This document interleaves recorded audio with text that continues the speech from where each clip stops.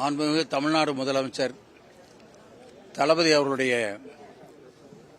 முன்னெடுப்பின் காரணமாக பல்வேறு திட்டங்கள் தமிழ்நாடு முழுவதும் பல ஆயிரம் கோடி ரூபாய் செலவிலே செயல்படுத்தப்பட்டாலும் நம்முடைய கோவை மாநகராட்சியில் பல்வேறு திட்டங்களுக்கு மாண்புமிகு முதலமைச்சர் அவர்கள் தனி கவனம் எடுத்து பணம் ஒதுக்கி அந்த பணிகள் எல்லாம் வேகமாக செய்ய வேண்டும் என்று அறிவுறுத்தி இருக்கிறார்கள். எனவே அந்த அடிப்படையில்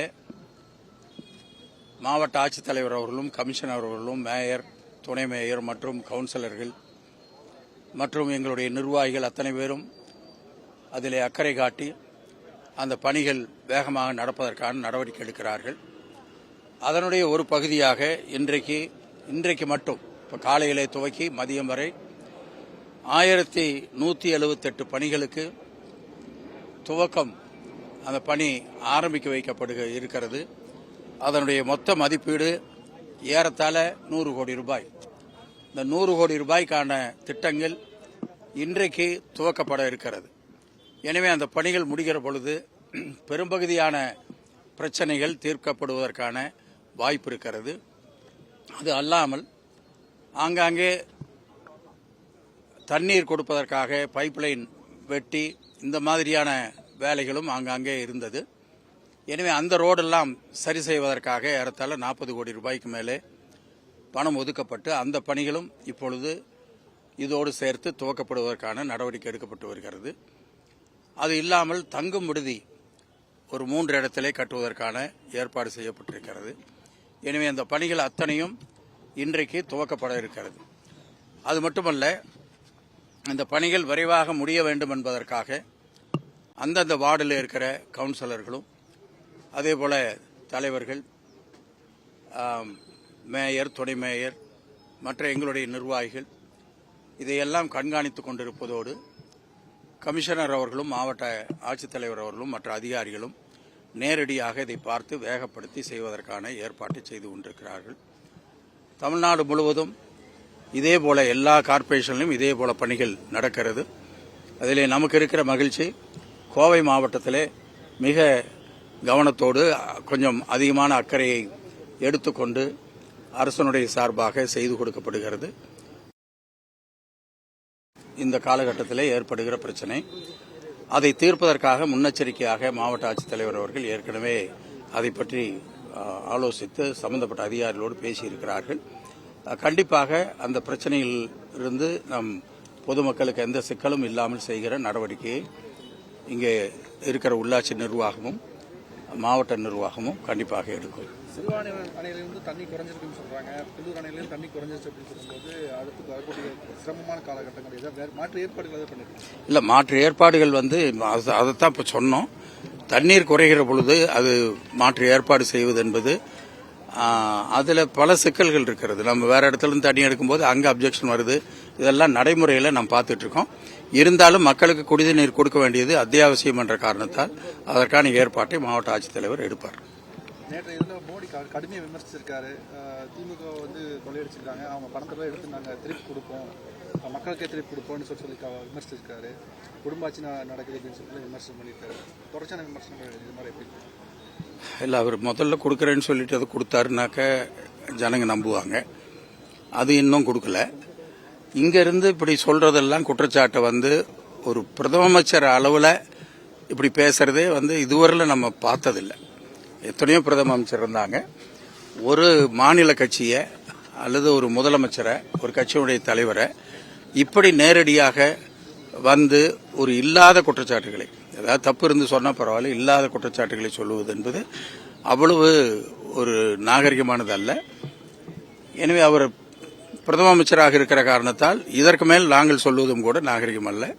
எனவே அவர் அதை அவ்வளவு பெரிய அரசியல் மேடையாக வைத்துக் கொண்டு அதை பேசியிருக்க கூடாது.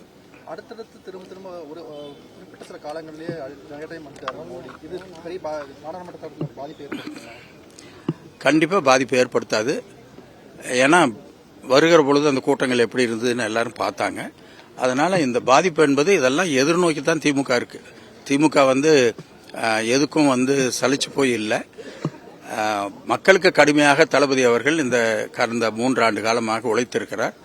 பல திட்டங்களை கொண்டு வந்திருக்கிறார். நீங்க வரிசையா நான் சொன்னா மணிக்கணக்கில் ஆகும். பெண்களுக்காக கொண்டு வந்த திட்டத்தையும் வரிசையா நீங்க போடுங்க. ஃபர்ஸ்ட் போட்டது கட்டணமில்லா பேருந்து பயணம். இதுவரையில் எந்த ஸ்டேட்லயும் அதை பண்ணல. தமிழ்நாட்டில் தான் பண்ணியிருக்காங்க. குழந்தைகளுக்கு காலையில உணவு திட்டம், அதெல்லாம் ஒரு அரசியலுக்காக கொண்டு வந்தது அல்ல. அந்த குழந்தைங்க ஸ்கூலுக்கு ஒழுங்கா வர்றதுக்கு முடியாம இருக்கு, அவங்கள வர வைக்கணுங்கிறதுக்காக கொண்டு வந்த அந்த திட்டம் வேற எந்த ஸ்டேட்லயும் கிடையாது. மகளிர் உரிமை திட்டம் வேற எந்த ஸ்டேட்லயும் இல்ல, தளபதி தான் கொடுத்தாரு. 1,15,00,000 பேர் கொடுத்திருக்காரு. எல்லாரும் நினைச்சது ஒரு 10 லட்சம் பேர் 20 லட்சம் பேருக்கு கொடுத்துட்டு ஏமாத்திடுவாங்கன்னு நினைச்சாங்க. ஆனா 1,15,00,000 பேருக்கு கொடுத்திருக்காங்க. இப்போ சில ஸ்டேட்ல அதை செய்யலாம்னு சொல்லி முயற்சி எடுக்கிறாங்க. அதே மாதிரி பெண்கள் படிச்சுட்டு ஸ்கூலோட நின்றுறாங்க. உங்களை ஊக்கப்படுத்துவதற்காக அந்த பிரச்சனையை அரசாங்கம் ஏற்றுக்கொண்டு மாதம் 1000 ரூபாய் நாம அரசு பள்ளியில படித்து செல்லுகிற மாணவிகளுக்கு கொடுக்கிறார்கள். அப்புறம் நான் முதல்வன் அந்த திட்டம் சாதாரணமான திட்டம் இல்லை. அதுல ஏதோ ஒரு ட்ரைனிங் கொடுத்து 10 பேருக்கு வேலை கொடுக்கறது மட்டும் முக்கியம் இல்லை. அவனை ஒரு கான்பிடன்ஸ் அவனுக்கு கொடுக்கறாங்க, ஒரு நம்பிக்கை வருகிறது. அவன் போய் ஒரு இடத்துல ஒரு இன்டர்வியூக்கு போகும்போது கூட நடுங்கிட்டு போவாங்க. இப்ப இந்த ட்ரைனிங் முடிச்சிட்டு போகும்போது அந்த இன்டர்வியூக்கு போகும்போது கான்பிடண்டா போறாங்க. இதெல்லாம் அந்த ஜனங்களை உருவாக்குறது. நீ வேலை கொடுக்கறதுக்கு பதிலா நீ 10 பேருக்கு வேலை கொடு, நீ வேலைக்கு போய் வேலை கொடுன்னு கேட்கறதுக்கு பதிலா நீ 10 பேருக்கு வேலை கொடு. இந்த திட்டத்தை தான் தளபதி அவர்கள் செய்து கொண்டிருக்கிறார்கள். எனவே இதுக்கு மேல இதுவரையிலும் யாராச்சும் செஞ்சிருக்காங்க அல்லது பக்கத்து ஸ்டேட்ல செஞ்சிருக்காங்கன்னா சொல்லட்டும், மக்களே முடிவெடுக்கட்டும். இதுல போய் நாங்க என்ன சொல்றதுக்கு இருக்கு?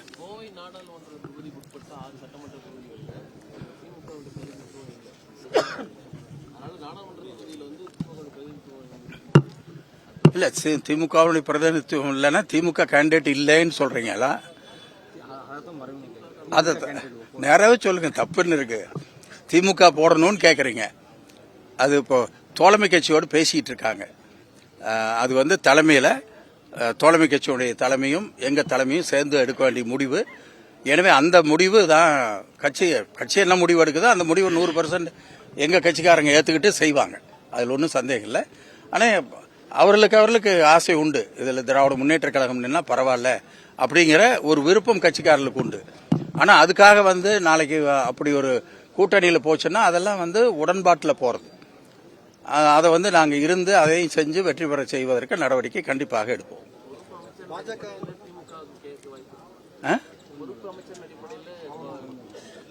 இல்ல, அதாவது நாங்க போய் எங்க தலைமையில பேசுறத நான் பிரஸ்ல வெளிப்படையா சொல்றது சரியா இருக்காது.